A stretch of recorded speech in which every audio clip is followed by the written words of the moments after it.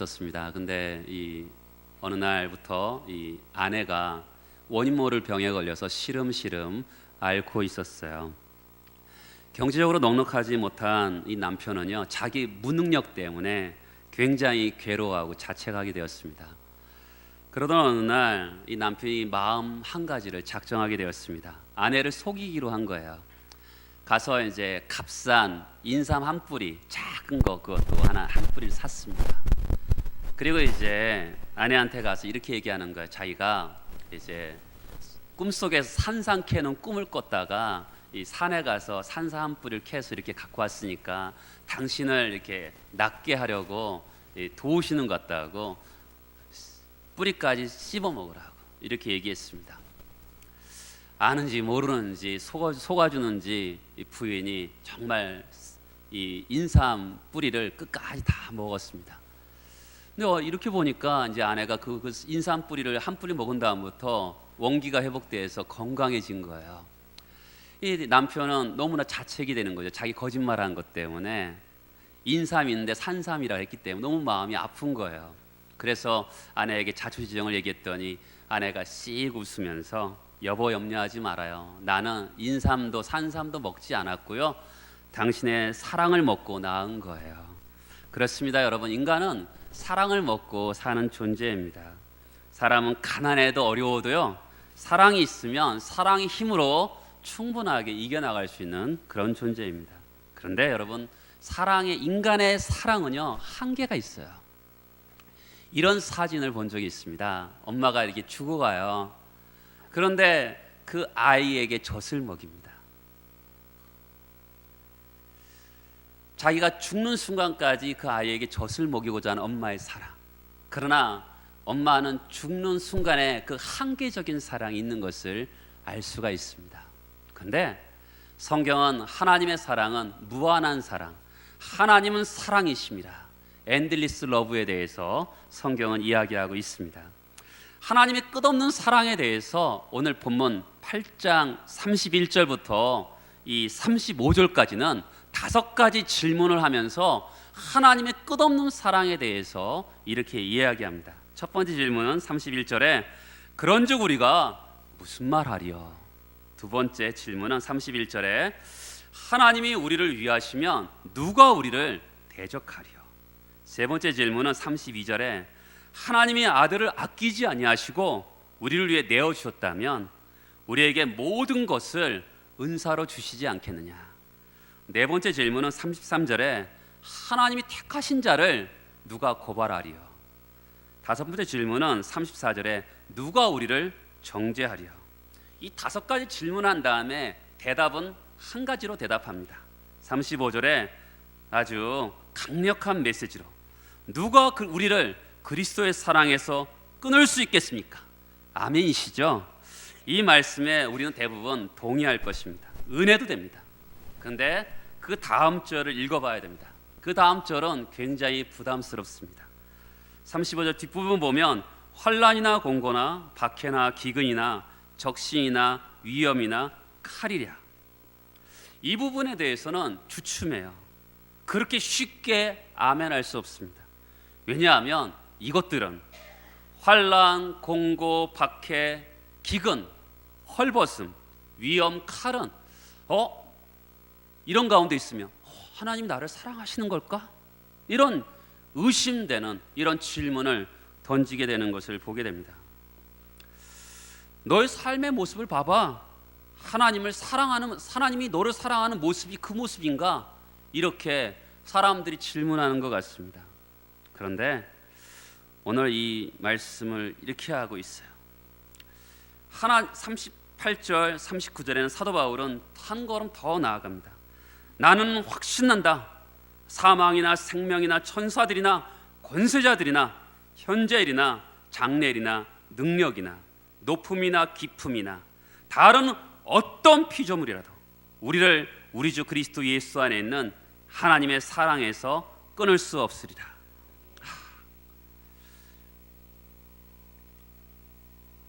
저는 이렇게 신앙생활하다가 이렇게 좀 마음이 힘들고 그럴 때는 이렇게 38절 39절을 막 외쳐요. 나는 확신한다. 우리 주 그리스도 예수 안에 있는 사랑에서 결코 끊을 수 없다 막 외칩니다. 여러분들도 인생을 살다가 힘이 들으세요? 한번 여기 말씀 50번 정도 외쳐보세요. 막 안 되면 100번이라도 외쳐보세요. 그래도 마음이 힘든다, 그럼 저한테 찾아오세요. 제가 책임집니다. 여러분 이 말씀을 읽으면 소리내서 외쳐보세요. 정말 결코 그리스도 예수 안에서 그 사랑에 끊을 것이 없다라고 외쳐질 때 나는 확신한다. 근데 참 신기하게 이렇게 막 외치면 내 가슴에 불이 납니다. 정말 확신이 생기고 그래요. 그래도 확신이 안 생긴다? 보세요. 정말 생깁니다. 오늘 먼저 이렇게 하나님의 끝없는 사랑에 대해서 얘기하는데, 하나님 쪽에서 나를 향한 사랑, 그것을 먼저 확인해 보고 싶습니다. 여러분, 우리가 하나님의 사랑이 언제 흔들려요? 보통 흔들릴 때는 우리 죄책감 때문에, 야, 네가 그러고도 성도야. 막 사탄이 막 네가 그렇게 죄를 지었는데 구원받았다고 할 수 있어? 자꾸만 우리에게 그 죄책감을 가지고 하나님의 사랑을 막 흔들어요. 여러분, 오늘 39절에 우리 주 예수 그리스도 안에 있는 하나님의 사랑에서 끊을 수 없다. 하나님의 사랑은 어떤 사랑이냐면요, 예수 안에 있는 사랑이에요. 그것에 대해서 사탄이 우리를 죄에 대해서 고발하는 것에 대해서 이렇게 33절에 이야기하죠. 누가 고발하리요? 누가 송사하리요? 그러면서 이렇게 얘기합니다. 첫 번째 확신은 왜 고발할 수 없냐? 33절 첫 번째는 하나님께서 택하신 자다. 두 번째는 하나님이 나를 의롭게 하셨다. 이렇게 33절에 이야기하고 있어요. 근데 이 말씀을요, 29절에서 30절에는 더 자세하게 똑같은 말씀이 그 말씀, 택하였다, 의로웠다라는 말이 들어가면서 우리 구원의 이 5가지 단계에 대해서 말씀하고 있습니다. 예수 그리스도 안에 있는 하나님의 사랑은 어떤 거냐면 우리를 구원하신 사랑인데, 첫 번째는 바로 우리를 미리 아셨다라는 것입니다. 믿습니까? 예레미야 1장 5절에 보면 내가 너를 복중에 짓기 전에 너를 알았고 내가 태에서 나오기 전에 너를 구별하였다라고 합니다. 여러분이 태어나시기도 전에 하나님이 여러분들을 미리 아셨습니다. 두 번째는요, 두 번째 구원의 단계는 바로 29절에 미리 정하셨다, 택하셨다는 거죠. 에베소 1장 4절에 보면 창세전에 우리를 택하셨다라고 합니다. 종종 저도 하나님께 물어봐요. 왜 하나님 저를 택하셨어요? 세상에 똑똑하고 지혜로운 사람, 훌륭한 사람 많은데. 그러면 하나님이 항상 비슷하게 대답하세요. 내가 너를 사랑하니까, 네가 좋아서. 이렇게 얘기하십니다. 하나님 우리를 택하셨어요. 우리를 마지못해서 택하신 것이 아니라 에베소 1장 5절에 보면 그의 기쁘신 뜻대로 우리를 예정하사 예수 그리스도로 말미암아 자기의 아들들이 되게 하셨다라고 얘기하고 있습니다. 마지못해 선택한 것이 아니라 기쁘신 뜻으로 우리를 선택하셨음을 이야기합니다. 세 번째 우리의 구원의 단계는요, 30절에 우리를 부르셨어요. 여러분들을 부르신 것 믿습니까? 이렇게 교회 온 것도 하나님 부르신 거죠. 어떤 사람은요, 믿음의 가정에 태어나며 하면서 우리를 부르셔요. 또 어떤 사람은 젊을 때 하나님이 부르십니다. 또 어떤 사람은 시한부 인생을 살다가 죽기 바로 직전에 하나님의 부름을 받는 사람도 있어요.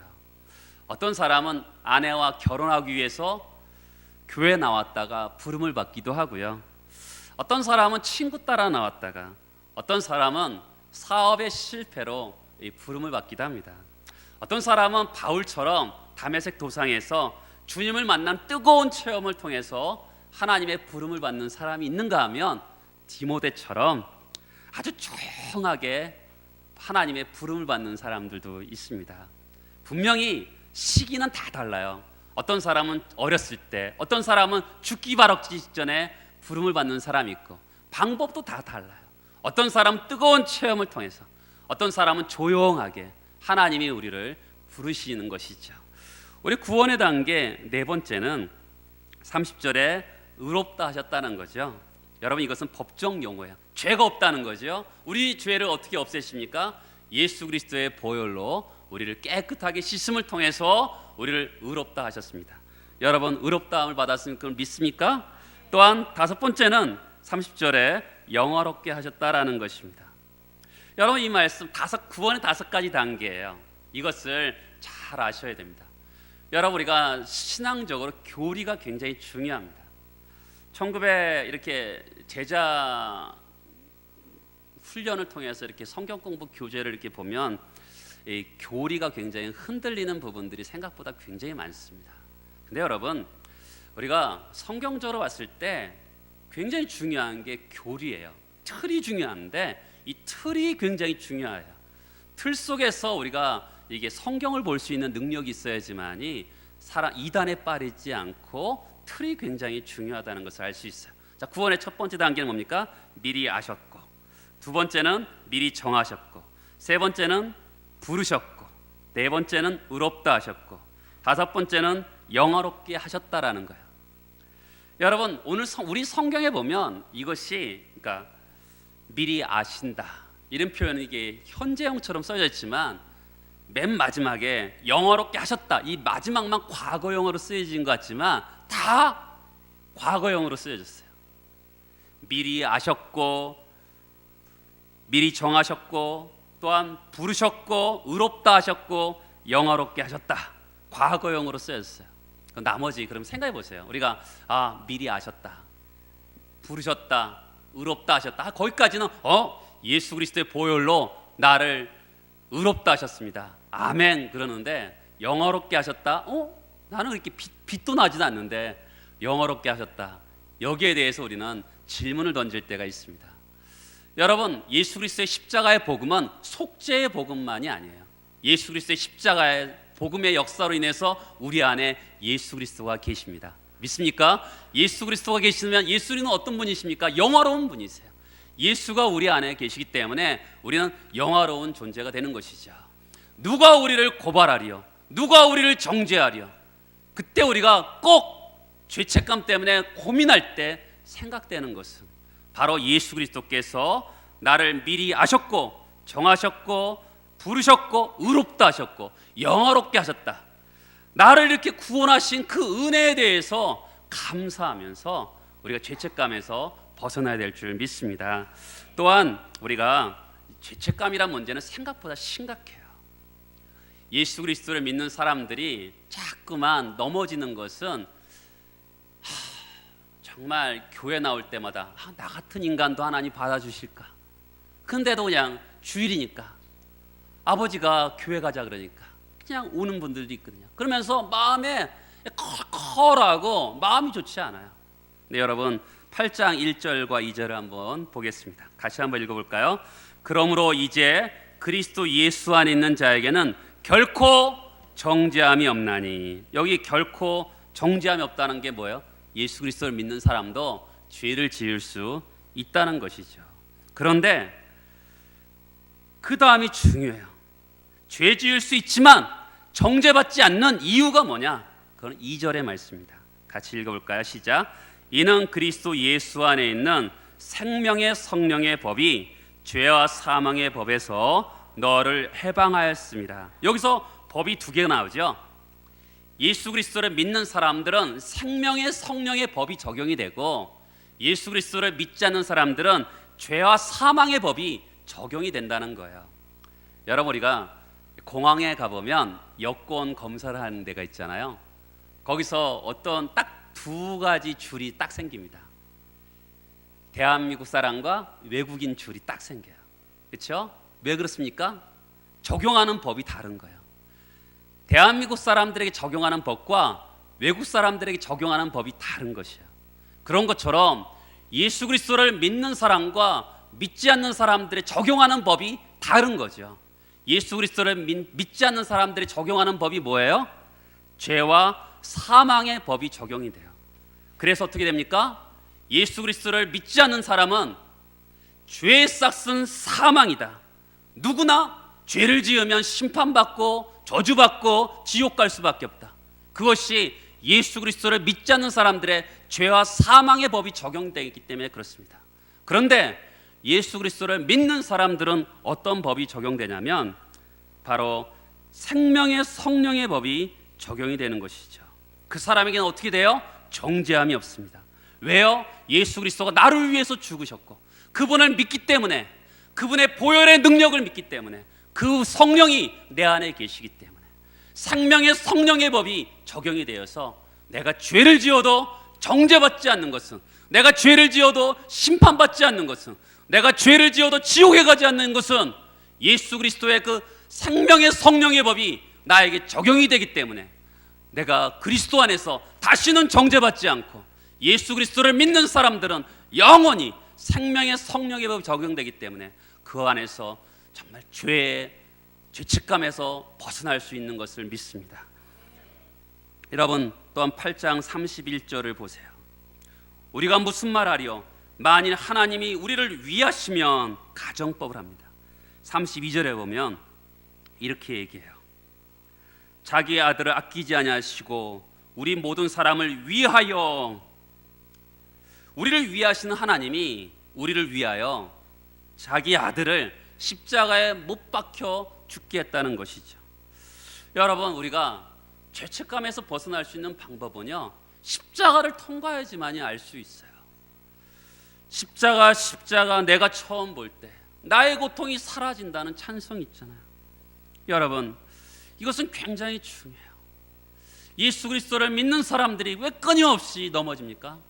그것은 나의 죄의 문제가, 내가 죄를 지어도 예수 그리스도께서 나를 위해 십자가에 못 박혀 죽으셨다는 십자가를 통과하는 그 은혜를 경험하지 못하니까 자꾸만 넘어지는 거죠. 다시 한번 죄책감에 대해서 또 이렇게 얘기합니다. 성경은 로마서 5장 8절에 보면 우리가 아직 죄인 되었을 때 그리스도께서 우리를 위하여 죽으심으로 하나님께서 우리에게 대한 자기의 사랑을 확증하셨느니라 합니다. 언제 우리를 사랑하셨어요? 우리가 죄인 되었을 때. 여러분들이 큐티를 잘했기 때문에 사랑하시는 것이 아니라, 여러분들이 매주 주일날마다 교회를 나오기 때문에 사랑하시는 것이 아니라, 우리가 죄인 되었을 때 하나님께서 우리에 대한 자기의 사랑을 확증하셨다고 이야기하고 있는 것이죠. 그래서 우리가 어떤 죄를 지어도 그 그리스도 사랑 안에서 끊을 수 없음을 성경은 이야기하고 있는 것이죠. 요한복음 13장 1절에 보면 세상에 있는 자기 사람을 사랑하시되 끝까지 사랑하신다고 합니다. 하나님의 사랑은 변하지 않아요. 그렇죠? 그리고 두 번째, 우리의 구원을 흔들어 놓는 게 있는데 그것은 하나님의 사랑에 대한 의심입니다. 31절에 보면 만일 하나님이 우리를 위하시면 누가 우리를 대적하리요? 우리 편이 되신다는 거잖아요. 그렇죠? 우리를 위하신다. 근데 여러분 저를 보시겠어요? 그러니까 하나님 우리를 사랑하신대요. 자꾸만 설교하면서 하나님이 사랑이시다, 사랑하신다. 근데 내가 깨닫지를 못하는 게 문제예요. 그렇죠? 하나님이 사랑하신다, 성경에서 끊임없이 얘기하는데 내가 깨닫지 못하는 게 문제죠. 아주 오래된 얘기입니다. 방직공장.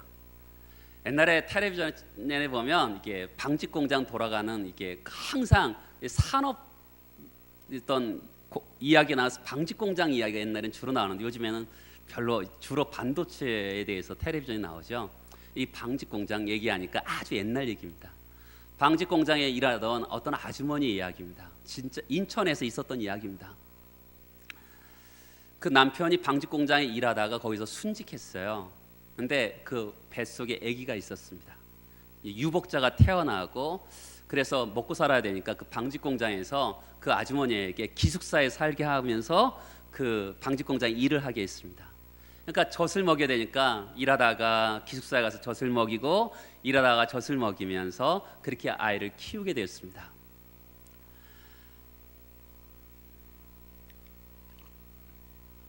그런데 기숙사에 불이 났어요.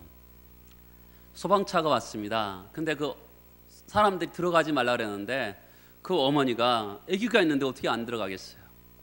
뚫고 들어가서 아기를 안고 나오는데 어머니 머리는 다, 머리카락 다 타버리고 얼굴은 다 일그러졌습니다. 계속 그 어머니는 이제 방직공장에서 일을 하게 되었는데 그 아들이 이제 유치원 나이 또래 되고 초등학교 나이가 되었습니다.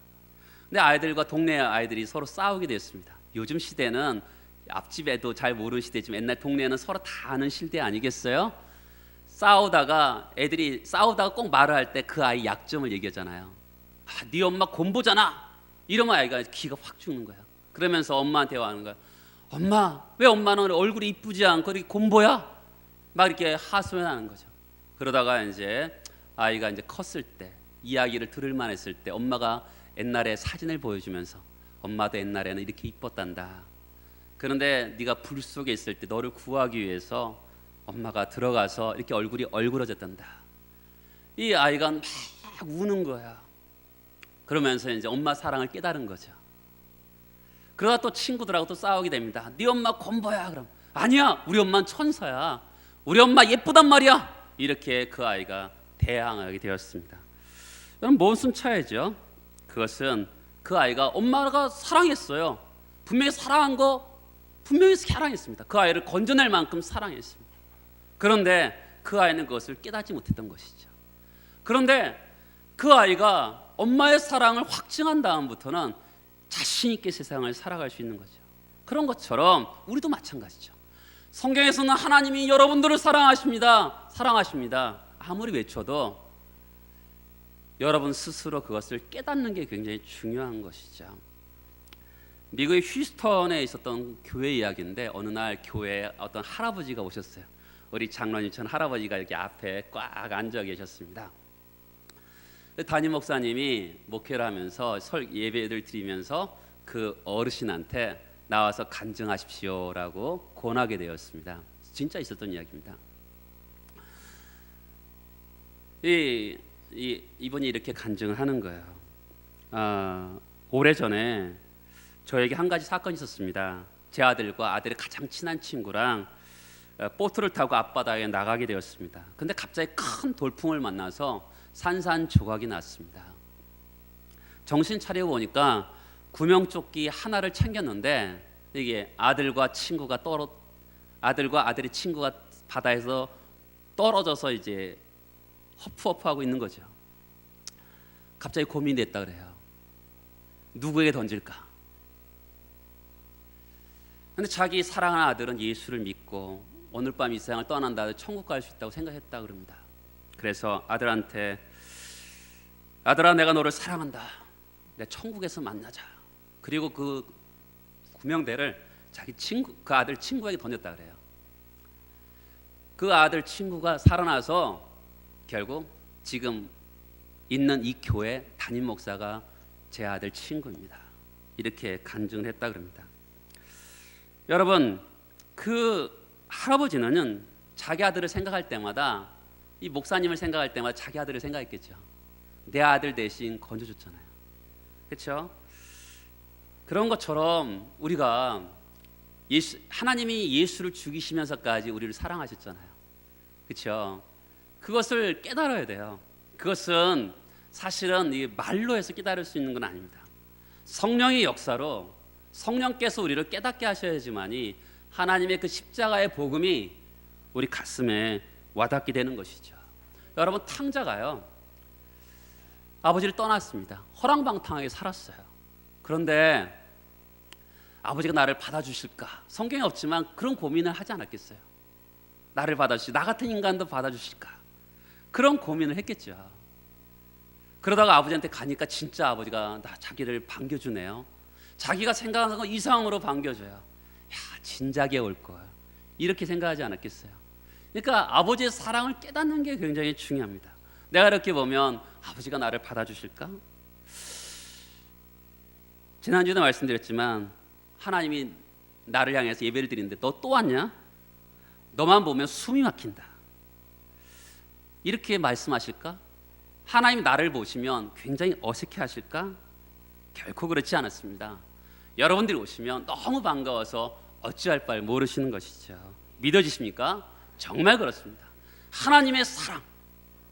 지난주에도 말씀드렸지만 이사야 43장에 보면 너는 내 것이라. 내가 너를 보배롭고 존귀하게 여기고 너를 사랑하였다. 그들은 어떤 백성입니까? 믿음이 좋은 백성입니까? 아닙니다. 실망스럽습니다. 43장 8절에 보면 눈이 있어도 소경이고 귀가 있어도 귀머거리라고 합니다. 얼마나 말을 안 들었으면, 속을 썩였으면 말해도 듣지 않고 보여줘도 보지 못한다, 이렇게 얘기합니다. 그럼에도 불구하고 그들을 사랑하십니다. 그들을 내가 지었고 만들었기 때문에 너는 보배롭고 존귀한 백성이다, 이렇게 말씀하는 것이죠. 여러분, 그렇습니다. 여러분 중에 혹시 어떻게 한번 오신 분, 하나님이 여러분들을 보면서 미칠 지경으로 좋아하실 줄 믿습니다. 하나님의 사랑은 그런 사랑이에요.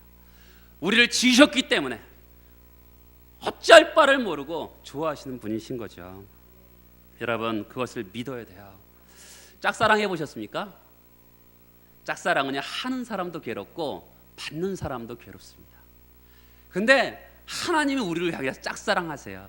내가 너를 사랑한다. 근데 우리는 세상을 사랑해요. 이 짝사랑이죠. 여러분, 우리는 하나님의 사랑을 엄청 받아요. 그런데 아까 그 어머니의 얼굴이 일그러진 그 아들처럼 어머니의 사랑을 너무 받았는데도 그 아이가 불행하게 살잖아요. 그렇죠? 왜요? 그 어머니의 사랑을 깨닫지 못하니까. 마찬가지죠. 우리도 하나님의 사랑을 엄청 받는데 깨닫지 못하면 불행하게 사는 겁니다. 깨닫지 못하니까. 그 사랑을 알면 행복하게 살 텐데 그 사랑을 잘 모르는 거예요. 그러면 아까 제가 하나님 쪽에서 우리를 사랑하시는 사랑에 대해서 말씀드렸다면, 이제는 우리가 하나님을 사랑하는 사랑에 대해서 한번 생각해 보려고 합니다. 여러분, 우리가 하나님 우리를 사랑하시는데 그 끊을 수 없는 사랑이래요. 근데 우리가 하나님을 향한 사랑도 끊을 수 없는 사랑인가 한번 생각해 볼 필요가 있습니다. 자, 35절에 보면 이렇게 얘기하죠. 환난이나 공고나 박해나 기근이나 적신이나 위험이나 칼이랴. 이 어려움을 당할 때 우리를 하나님을 향한 사랑이 진짜인지 알 수 있다는 것이죠. 마귀는요, 이렇게 얘기하죠.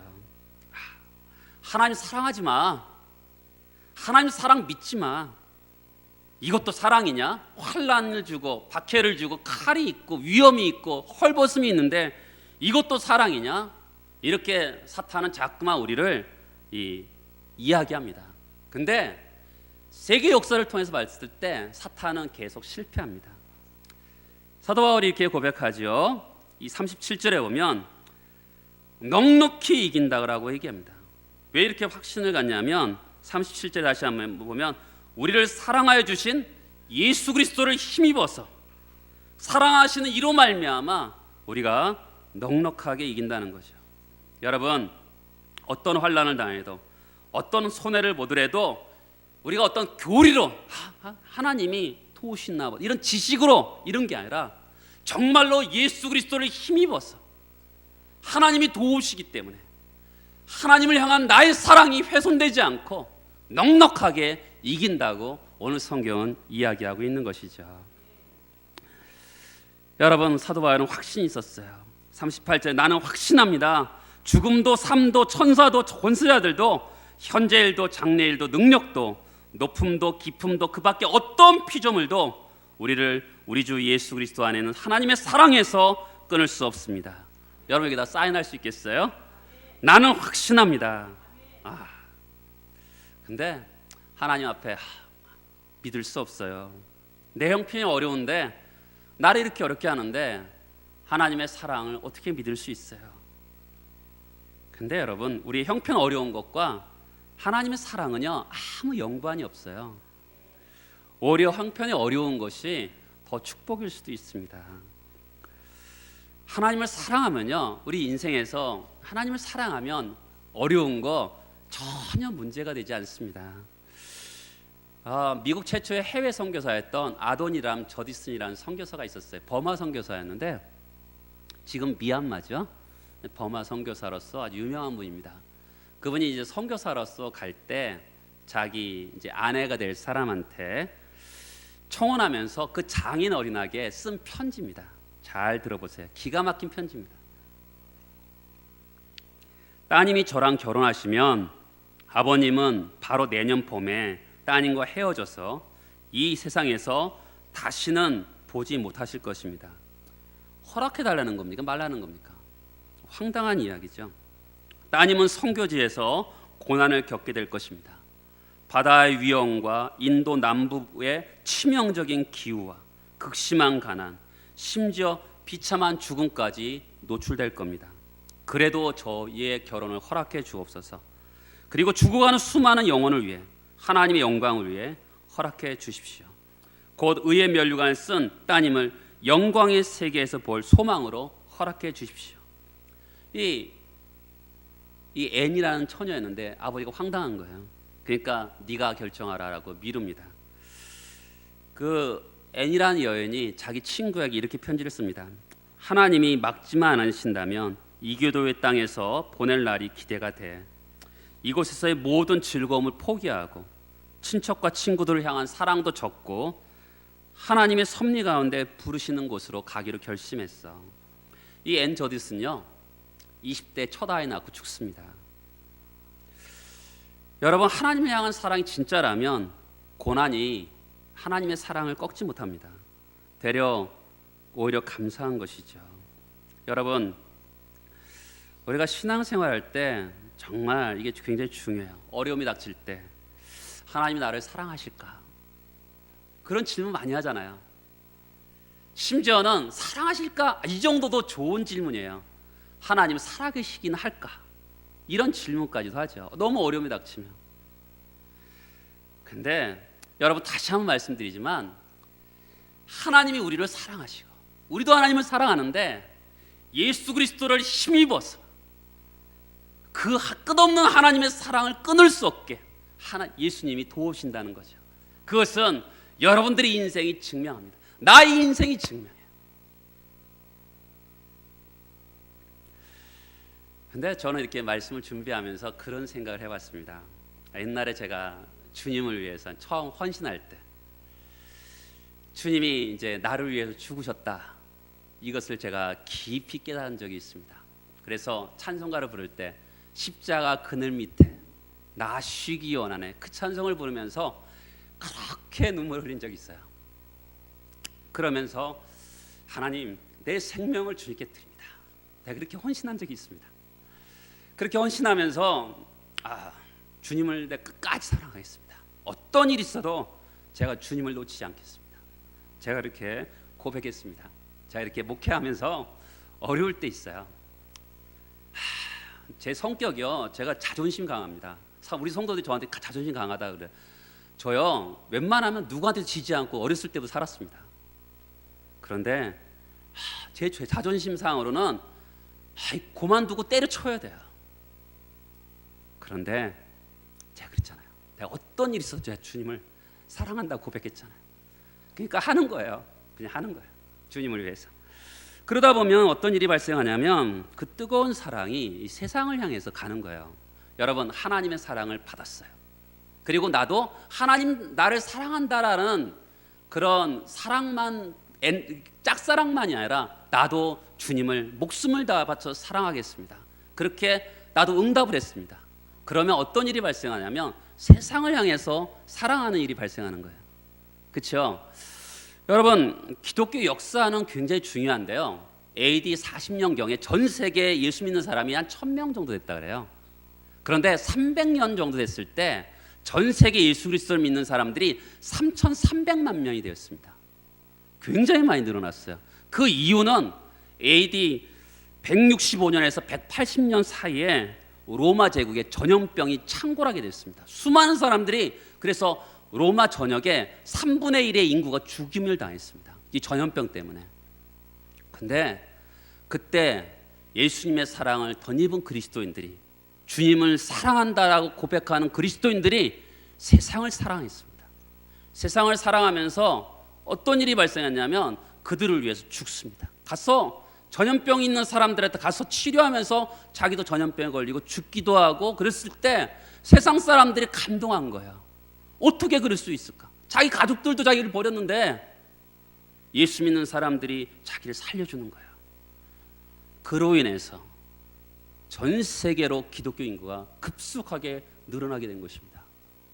여러분, 마찬가지죠. 지금 시대도 마찬가지입니다. 하나님이 여러분들을 사랑하십니다. 그리고 여러분들도 따라서 하나님, 목숨을 다하여 주님을 사랑하겠습니다. 그렇게 고백하는 사람들이 마찬가지로 우리 강릉 지역을 향해서 나아간다면 여러분 수많은 사람들이 예수를 알게 되죠. 왜 그렇습니까? 주님은 사랑을 체험하고 깨닫고 나도 짝사랑에 그치는 하나님의 사랑이 아니라 나도 응답하는 사랑을 하고 그 사랑이 세상을 향해서 나아가게 되는 것이죠. 여러분 소돔과 고모라 성이 왜 멸망당했습니까? 요즘에 동성애 문제가 굉장히 크잖아요. 분명히 동성애 때문에도 멸망당했습니다. 그런데 분명한 것은 가장 큰 원인은 의인 10명이 없어서 멸망을 당한 거 여러분 아시죠? 마찬가지입니다. 지금 시대는 동성애가 판을 치는 그런 소돔과 고모라 성과 같은 그런 이 나라가 돼버리고 말았습니다. 그럴 때 제일 중요한 게 뭐예요? 의인 10명이 있어야 되는 것입니다. 누가 그 세상을 변화시킬 수 있습니까? 하나님의 사랑을 덧입고 그 하나님의 사랑을 우리가 잊어버릴 때가 참 많은 것 같아요. 그렇죠? 저도 그래요. 저도 이렇게 설교를 준비하면서 나도 하나님 사랑을 참 많이 잊어버렸구나. 그러면서 제가 준비를 했습니다. 그러면서 다시 한번 주님 사랑합니다라고 저도 고백하면서 준비를 했어요.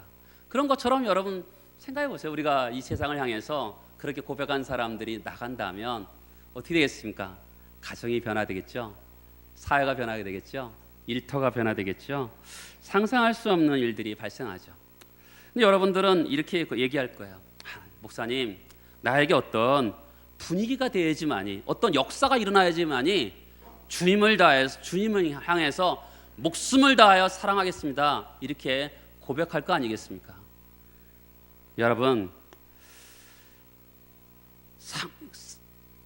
상상할 수 없는 은혜를 하나님이 여러분들이 주셨어요. 예수 그리스도께서 십자가 여러분을 위해 죽으셨습니다. 성령께서 여러분 안에 계세요. 얼마나 더 필요해요? 그렇죠? 그것으로 충분한 거죠. 그 사랑을 느껴야 되는 거죠. 하나님의 짝사랑을 나도 주님을 사랑한다 고백하면서 그 고백을 하고 그리고 그 고백을 통해서 세상을 향해서 주님의 사랑을 전하게 될 때 교회도 살고요. 민족도 사는 것입니다. 하나님과의 관계 우리는 끊을 수 없는 사랑이죠.